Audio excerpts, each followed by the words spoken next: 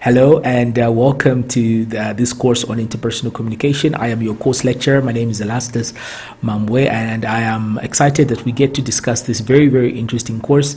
The subject of interpersonal communication is increasingly becoming more and more important as we will discuss throughout the course.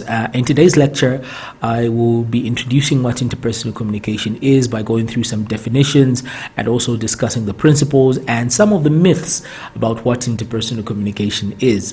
So we'll straight away get into it. Remember, the material that I'm going to discuss is already available on your platform as a download. You can have a look at the notes that I'll be going through, and if you've got any questions, please do feel free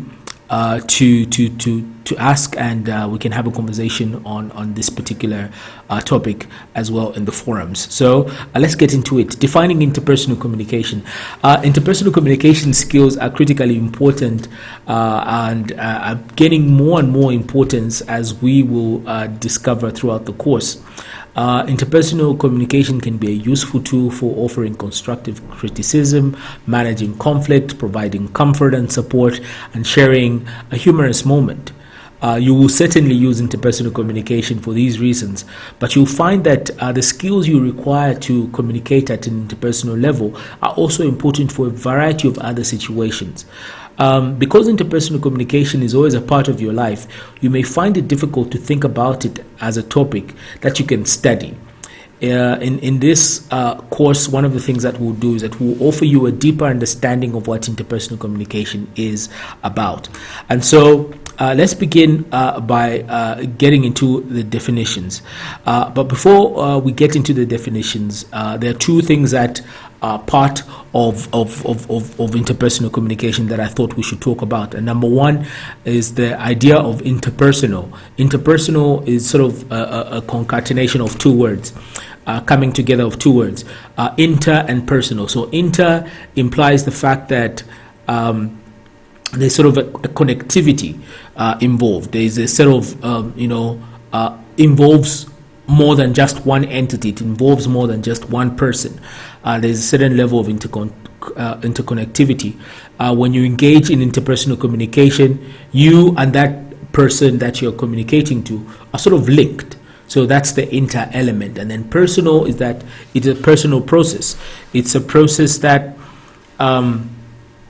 it's a process that brings in your personality, your uniqueness into that connectivity. So you as a person have got certain things that are unique about you, things that form your personhood or your personality.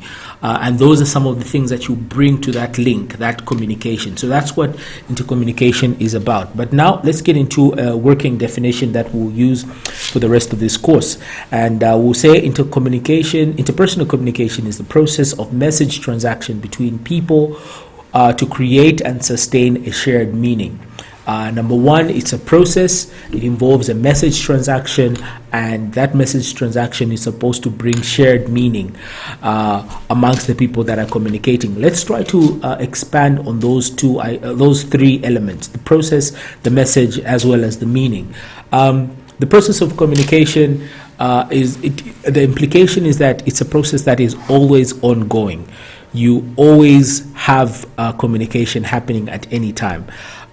Something that is communicated today, for example, I'm communicating to you via this lecture video. You can refer to it throughout the year or as long as you take this course. And that's one of the implications of it being a process. It's always going, and because it's a process, it means it encounters change, and it's influenced by changes in the environment, changes in the context in which the communication is going on. So it's a process. Communicating, teaching, for example, as a process, as a communication process, has changed. We've been teaching in person, and now we are teaching online, but the process of communication has to go on. Secondly is that the element of the message.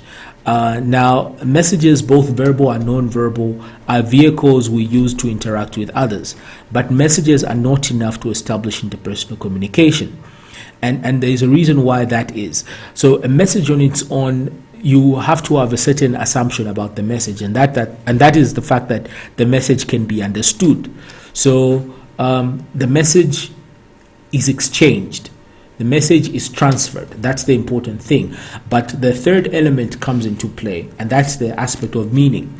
Without meaning, that message is just on its own does not achieve the process of communication. Okay, so a message could just be, for example, words. All right, on its own, they're just words, but if they have meaning, then they have achieved the purpose of communication. Okay, and so if I spoke something in a language that somebody, for example, from Spain does not understand, I have not communicated. I have, yes, stated a series of words, but that doesn't mean that I have communicated. Okay, and so that's one of the challenges of interpersonal communication. You have to have the aspect of meaning as well. So quickly we'll get into the principles of communication, and I hope so far we are able to understand what communication is or is not. Thank you.